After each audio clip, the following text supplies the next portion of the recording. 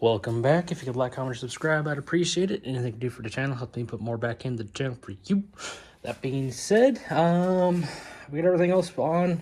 I mean, obviously I still need to torque the rear and front hub bolts, but until I have a impact and devise a solution for my torque wrench that'll work for that, we are going to start putting accessories back on. We're watching my videos of taking this apart. Looks like right now we can put the oil filter doodad on here, and we can put on the water pump. Pull this back a bit. I can also put this guy back on here. I only needed to take him off in order to work on my other mistakes. I think it goes something like that. I don't know. I'll have to look at that here in a minute. Anyway, we're going to get started with that. Here's our oil filter doodad connector thingamabobber. Gotta remember to put on our weirdly shaped gasket for it, but that just goes on that side, and thankfully I had the foresight to leave the bolts in the holes on this so I know exactly what goes where. And we've already got that guy installed. I guess I should probably thread on this pulley. Weird ass thing. He's tightened down still, but yeah, you get the idea. Alrighty, progress time. So we got our oil filter, whatchamacallit, over there with its gasket in already. We got our water pump on here with its gasket. Took me a minute to track down some of the hardware for this. Sorry, beard's stinging for some reason. I pulled the hair. Let's zoom out a bit. Got this essentially hoist mount on. Water pump's on here. Not interfering with anything. Its gasket is in here and actually visible. So that's good for a bit of prop. Why is something pulling on so many beard hairs? Ow, that's painful. Anyway, where to next? I'm trying to do this in a decent enough order, because if I do some things out of order, it is going to be very difficult to put all this together. There we go. I think I got a little bit of RTV in my beard. Wonderful. Anyway, let's take a look into here. Try and look inside of there, make sure everything's good. Anyway, what's next? Here's the pile or table of parts, our very chode-like gasket. Here's our old rear main seal, our old front main seal, one of the gaskets for the rings. Putting all this in my trash pile because it is done with. Let's see, move some stuff out of the way so I can track down others. Don't think we're gonna need the RTV anymore. Probably won't need our hook for anything. I don't quite remember where this pulley is supposed to go. That's not exactly a good thing.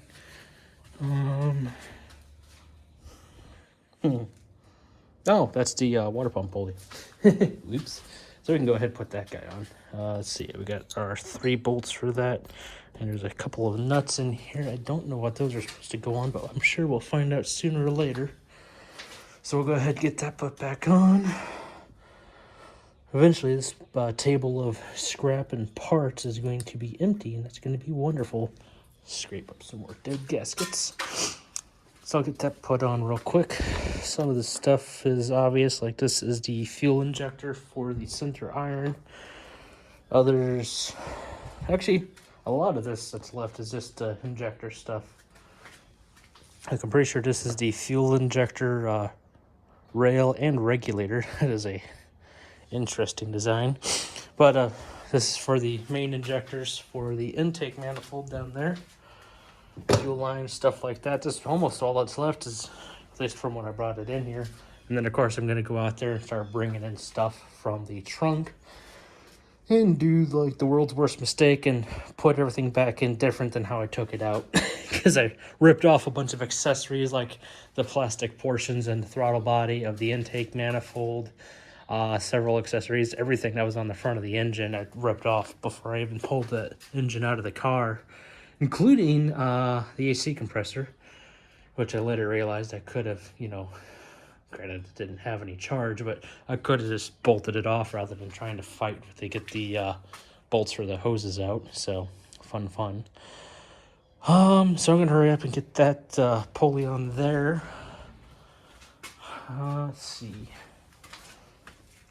This guy is for the water pump. I'm sure it's got a gasket somewhere, but we could probably get that back on here. That'll be next. Probably should have tried to clean up some of those when I pressure washed everything, but oh well, too late. So we'll do that next. All right, got the pulley on there. Only put it on the wrong way once. I got the gasket on whatever the hell you want to call that contraption. And I do have a colder, Jesus, that thing's stuck in there. I do have a colder thermostat because these things do like to burn up. Let's verify it is colder because this one says, I don't know if you can see it, 82 Celsius. What's the new one? Kick over everything real quick. Apparently I gotta open the bag, so we're going to sit right there. I'm gonna go hunt down my knife. There we go. Damn, that thing's sharp. This one is, let's see if I can, I think it says 76. I can barely read that one, but that is it. And this is a Mishimoto. It should be a very good thermostat. So let's get this guy pulled out of here and go from there. And of course, whenever you can, compare your parts to make sure you're replacing with something that looks close enough. This one pretty much looks the same, plus or minus some dangly bits that probably shouldn't be dangling on the old one. This is probably going to work better. I do probably need to clean out that channel a bit though, so we'll take care of that real quick. Not sure if you can see, it's crusty as hell. Alrighty, got the thermostat in here now. Tighten down that pulley, although it's a little riggedy, I think it'll be fine. Turn this over actually to make sure something I should have made sure a while ago, but the drive for the oil metering pump is working just fine. So far, this is all coming together pretty damn well. I'm starting to hit a roadblock, so I'm probably going to have to go and do some research to figure out what's supposed to be next. I know I can put the exhaust manifold on. I also know I can do that last because nothing overlaps on top of it or underneath it. So we're good there because that's a bit cumbersome and gets in the way. I can do the grommets on there for the fuel injectors. Let me check over these guys real quick. These are the main iron ones. They both need their O-rings, maybe? I think so, yeah. These parts go into the bushing.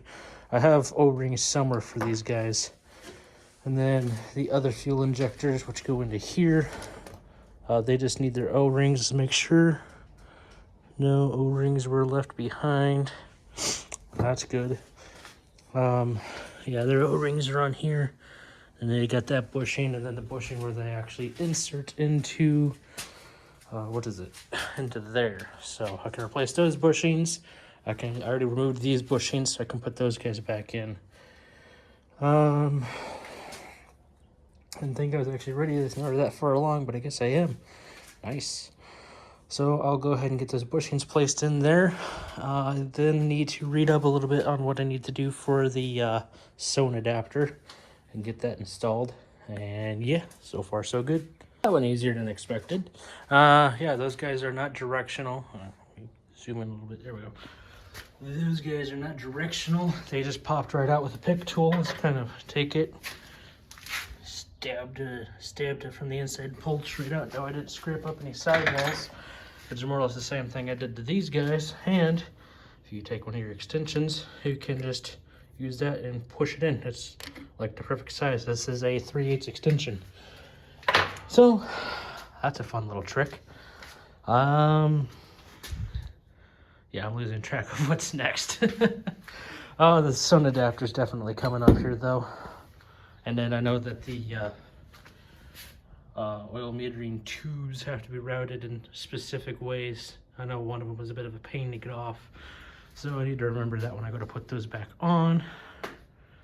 Aside from that, I guess I just need to go and look up the sohn adapter kit, because I think that's next with all the space available that I have.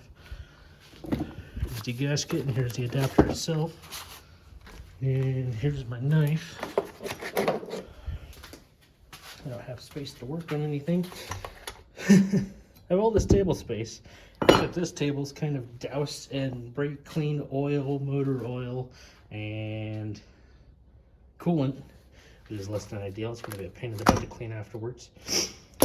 So let's get all these guys opened up and see what we got to work with. Yeah, the work with is as follows: a new gasket. I believe this goes between the sohn adapter and the block there to block off any oil trying to come up and out. And then this goes on like this to interface with the drive and again block all the oil. The nipple there is where I hook up my secondary reservoir full of premix, or what am I using? Idemitsu Racing Premix, or it's right over here. I can just take a look real quick. Yep, Idemitsu Racing Premix. And that there is essentially an aftermarket coolant reservoir, but it's also got a nice little level tube. So I'm going to be using that. It should work beautifully.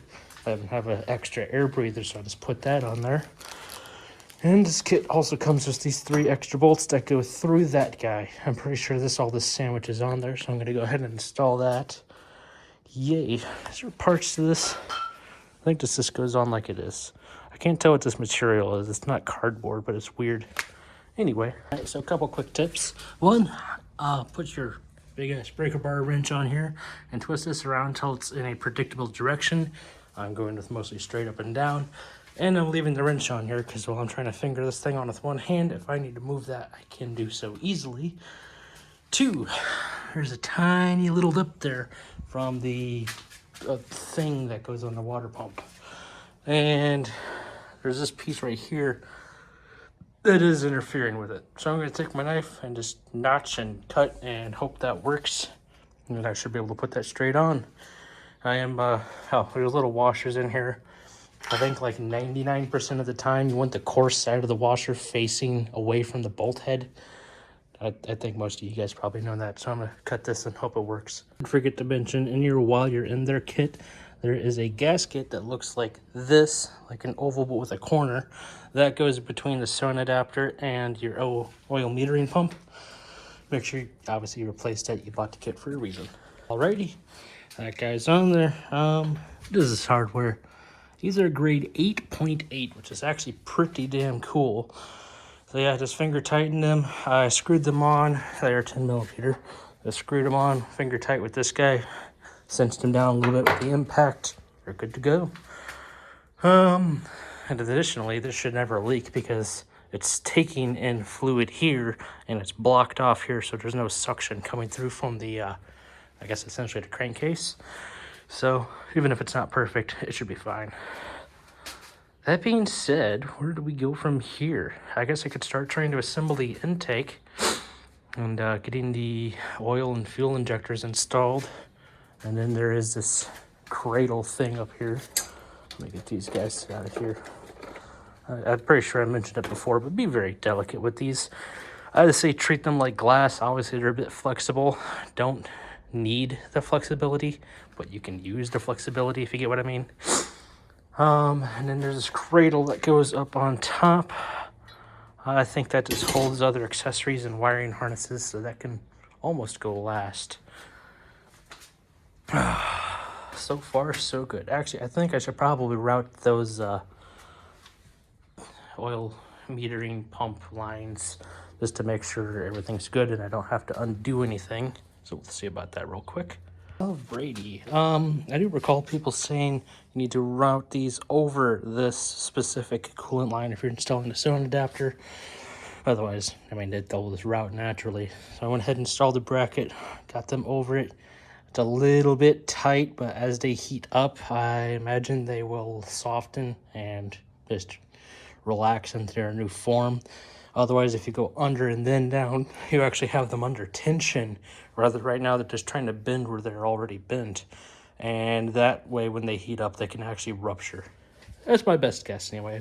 Don't take anything I'm saying as an absolute. So I got those guys in. Make sure you install the new crush washers and the new weird 4-way washer base plate thing.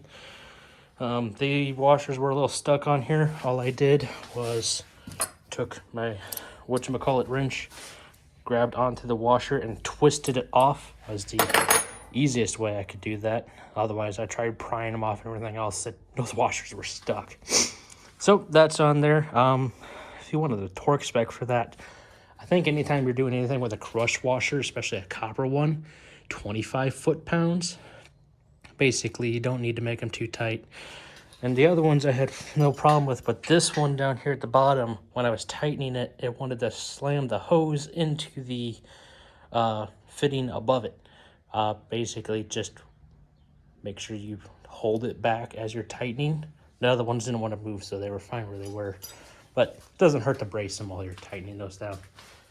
Anyway, the washers are already off of the banjo fittings up here. So I can go ahead and install the oil injectors. And I guess that's what I'm going to go ahead and do. So for the oil injectors, it just says crush washers again. I think these might be aluminum. They could be zinc, but they are so light. I think they might be aluminum. So you get 8 of them. One goes on to the oil injector. One goes under it between the banjo fitting and the block. Let's go ahead and put those on. Right, one above the banjo or pass-through fitting, one below, and we are good. When you go to tighten these things down, you probably could get away with it, but I'm going to hold it back as I tighten it down, hand tight. Again, crush washers, maybe 25 foot-pounds. If you want to use a torque wrench, go for it.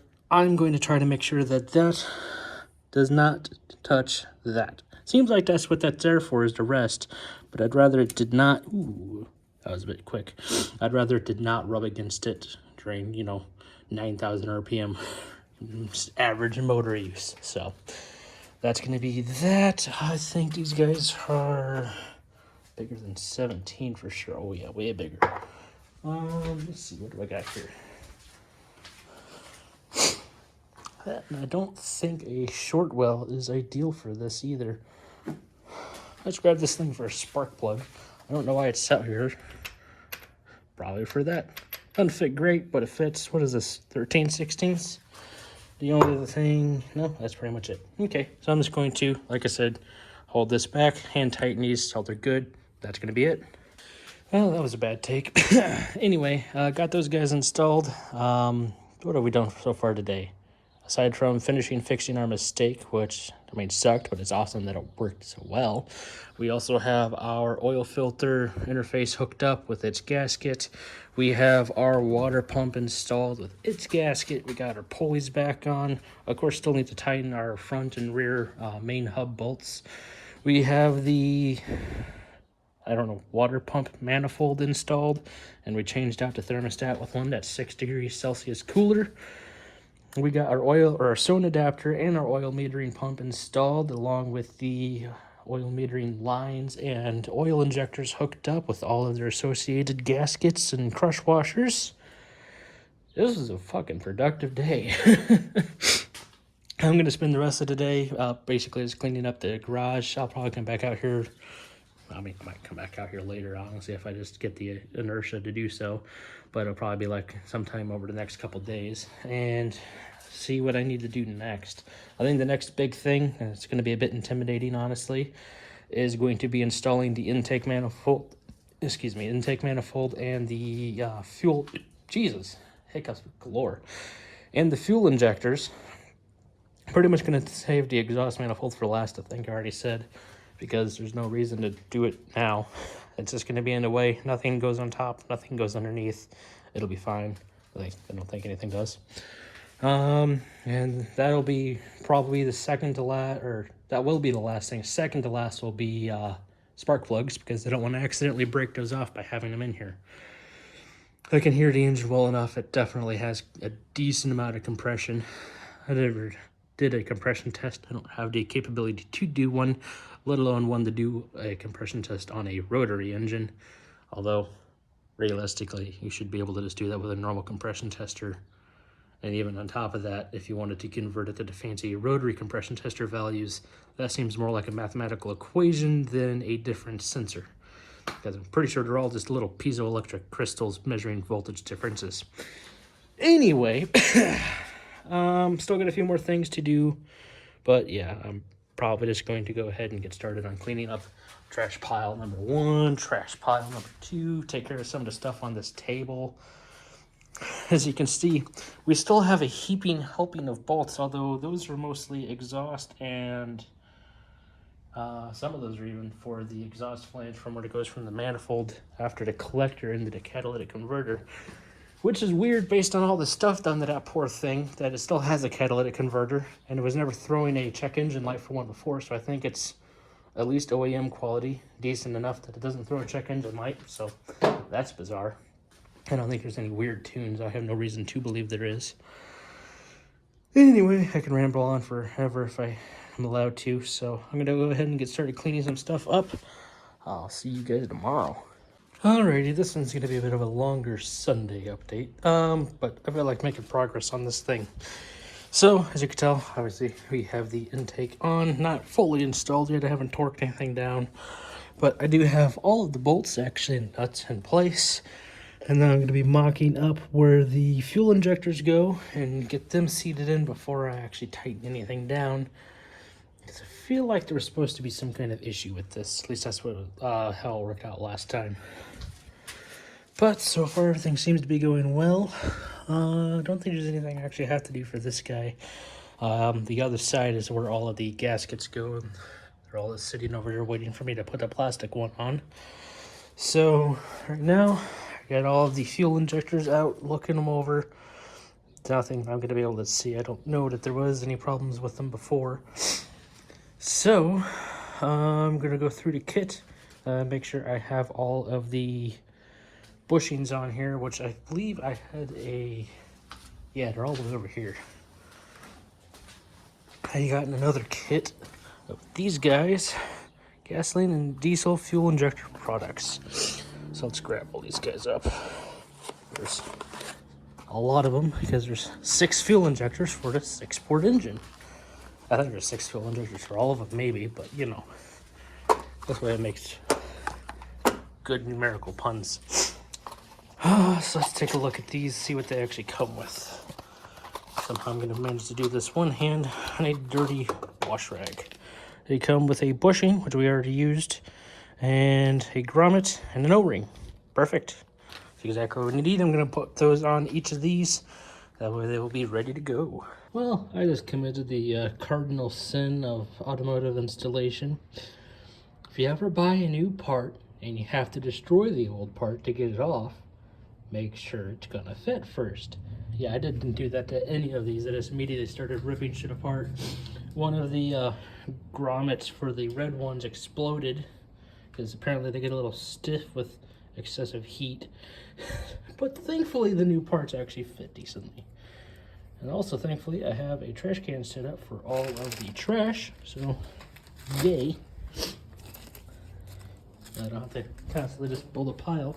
Unfortunately, because I didn't realize there's an overlap between what these give you and what the while you're in their kit, which is what I'm going to call that from now on, gives you. We got a bunch of extra of those guys left over. But this is all set up and ready to go now. So, I got the fuel rail around here somewhere. There it is. This is for the yellow guys. That's just a random open knife. Let's zoom out here a bit. Where am I at? Here's for the red guys. So I need to start figuring out how this is all supposed to go together and then start plugging it in over here. It's just a little bit of a tight space to get to, which is why I don't have this installed all the way yet. So I'm going to figure out how this works. Okay, Jesus.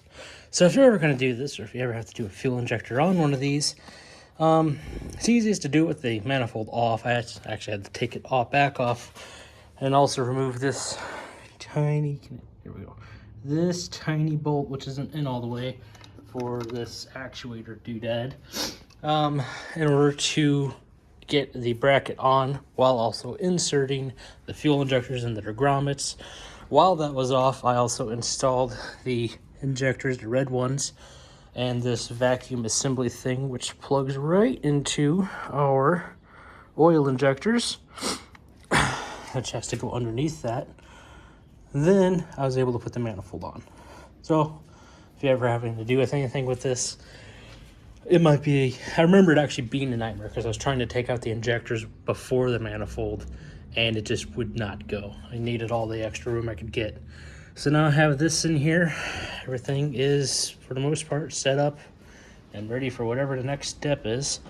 I could actually get in here and even though everything's tightened down, I can swivel all these injectors so I can move them to where the connectors need to be for them, which doesn't seem like a great thing, but or that it should happen at all, but it makes sense because they're brand new grommets on all sides and O-rings. So I guess I need to go and start researching what the next step's supposed to be. I'm running out of parts and I don't remember how all this went together. Less than ideal, but you know, we'll figure it out as we go. Like, what about this one? No, doesn't quite do that. No, maybe. Ooh, that looks like that's how that might go. Yeah, I should look that up before I disconnect it. Ooh, it goes over here. No, maybe not. Ooh, this is a maybe. Like, I don't know if that's how that's supposed to connect up. I don't know how any of this is supposed to connect up. I don't remember.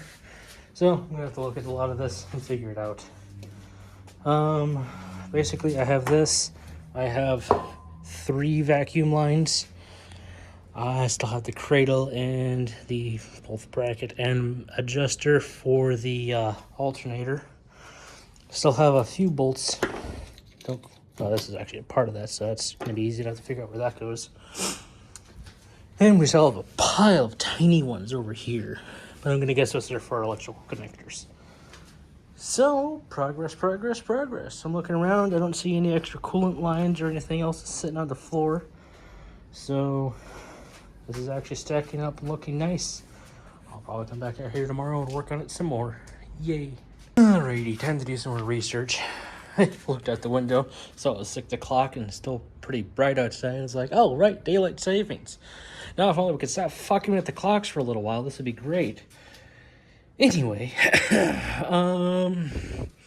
kind of weird looking at all this when it's actually clean, honestly. So, I got vacuum hoses to find spaces for, I got coolant hoses to find spaces for, and I got to hook up all of the electronics on the harness, which right now is pretty much just brain needs to work. Fuel injectors. There's a couple sensors here and there. Actually, I think I can hook this one up already. That little guy, bring him around. And that does not plug in there. Okay. Well, that works out pretty quickly. Oh, my back hurts. Anyway, so let's see here. I need to look up from when I was taking this apart to see if I can figure out where the fuel hoses are supposed to go. There's supposed to be a big vacuum hose right there. This should be a vacuum. This is a vacuum over here. It does not hook up anywhere obvious. I'm not sure if this should be vacuum or fuel. Definitely goes into the fuel regulator. And then where does this thing go? I don't think this goes to anything on the engine block itself, so we're gonna leave that there for now. Let's come over here. We still have this fuel connector. I have a nipple down there, a nipple right there on the rail, and a nipple right there on the end of the regulator. So much shit to look at here. That is all of them though, so this has to connect to one of these. Does that make sense? I don't think that makes sense. That could make sense, but not quite. There we go, that makes a lot more sense.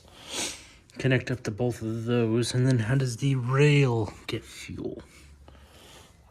We're gonna leave that there loosely for the moment.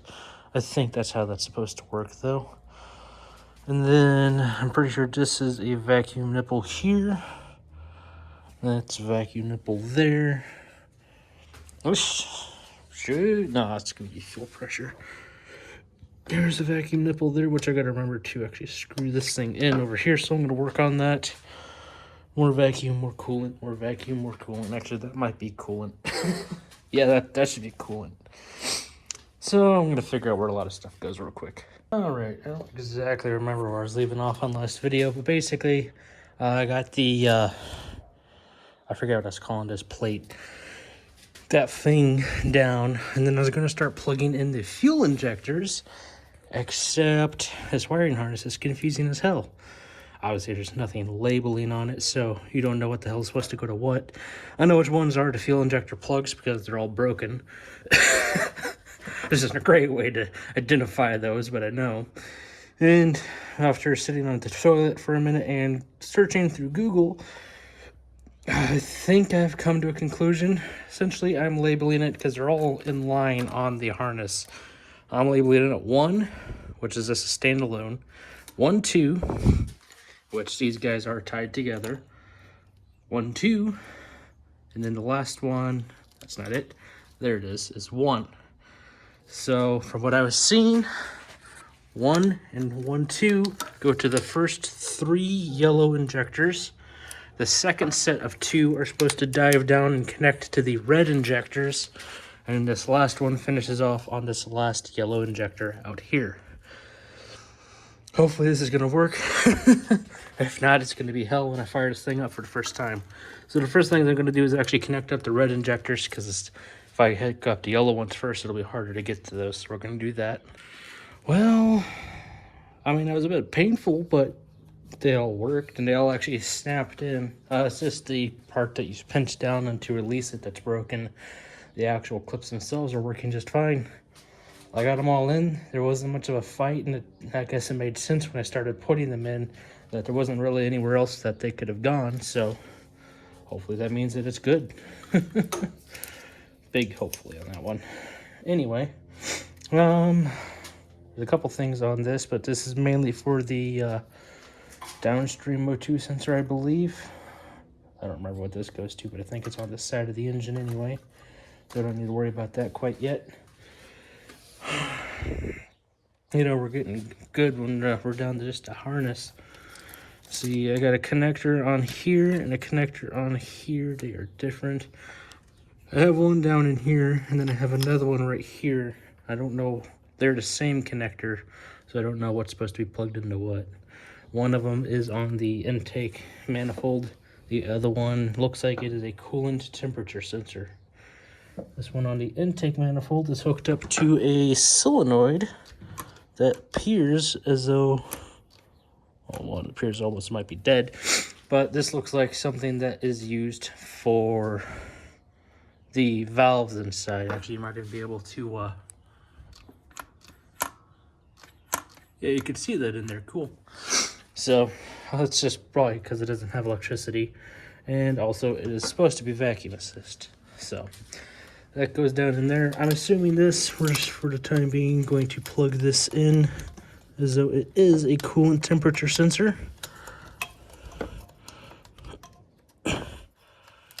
Maybe. Is this going the right way? Should be.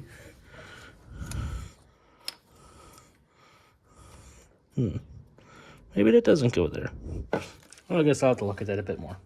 So yeah, we'll go through, plug in what we can, and after that, I think aside from the flywheel, still gotta, cinch down the main hub bolts, but the flywheel and the clutch on there, actually the new clutch, that was just a placeholder right now, our alternator mount as well as adjuster, and this contraption is for the air breather.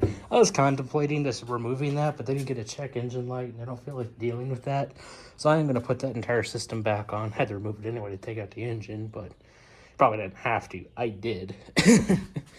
But yeah, we'll be putting all that back on and back together, so it'll be running as it should for the most part. So I'm going to play around and see if I can find a couple more things to just plug in willy-nilly, and I think probably tomorrow, if I get ambitious enough, I'll go out and start pulling parts out of the trunk. Yay! Alright, all the pluggy bits have been plugged into all the pluggy things. There is no exposed connectors left. It does not have a corresponding plug plugged into it right now. How many more times can I say plug? I mean, I think it's pretty obvious I was not keeping anything well organized, but this is straightforward because, like this one, it just naturally fell right there. And of course, that's the only thing there that's missing a plug, or was. and that plugs straight into it, no problem, no hesitation. This one here is going to plug into the sensor in the oil pan. I reinstalled our NOx sensor. I don't know what that is. I imagine that's an oil temperature sensor, stuff like that. There's plenty of them that are still just here and open-ended, but clearly there's nowhere for them to plug into. It's probably for the accessories that go on. Like these are almost definitely, okay, they're 100% definitely the ignition coil plugs, stuff like that. So, fun. This is for everything downstream exhaust. What do I have left? I'm pretty sure these are mostly coolant, probably one or two of them. Probably one of them is a vacuum hose. These are kind of shaped by time and heat and cycles, so they're going to be pretty obvious wherever they're supposed to go. Plus, I think I could actually look back in my videos and figure out what was supposed to go where. And then this guy can go on last because he hooks up to the exhaust. I know exactly where that goes. And of course, the exhaust manifold is going to go on almost dead last. That'll be dead last. Still got a couple extra bolts, just a couple. These ones all go on for like the exhaust manifold, and for the exhaust collector goes into the catalytic converter. These other ones are for the smaller accessories. Not that I know exactly where they go yet, but we'll find out soon enough. So, I think that's going to be it for this episode. Loads of progress. This is going to be a longer one. Yay. Finally back to... Actually, I think this is pretty much where we were when we took out the engine from the car. So this is pretty good. So, thanks you guys for coming along for the ride. If you could like, comment, or subscribe, I would appreciate it. Anything you do for the channel helps me put more back into the channel for you. One big update that I just forgot about is I do have the... mounting locations for putting this back up onto the cherry picker, so when it comes time I can just put this back on there, put the oil pan back on it, and then I'll be sitting on this blue cart over here. Let me turn these lights off on my way out. I'll be sitting on this blue cart over here because obviously the cherry picker's wheels are less than adequate for rolling in dirt and gravel, but this works pretty damn well. So I'll be placing the engine on this. It folds down. I think this is Cobalt. It folds down into a four-wheeled cart, and then I can just push it straight out there.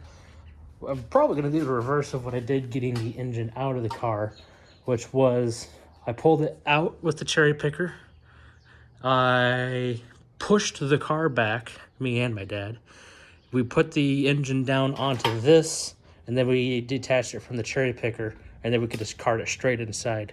Pretty much going to do the reverse of that, put it on this, cart it out there, put it on the cherry picker, lift it up, push the car under it, and then put it into the engine, or put it in the engine bay. So that'll be a fun process. We still got a bit to do. Like I said, I want to do things differently, so let's zoom in. Zoom. That's laggy, weird. Anyway, so yeah, we're going to be putting all the extra accessories and everything back on there. So that should be ready to go. All I have to plug in is like the main connector into the computer. What is it? The strip for the exhaust and transmission. And that'll be it. It'll just plop right in, be ready to go. So, ready to give the outro. You guys have a good one.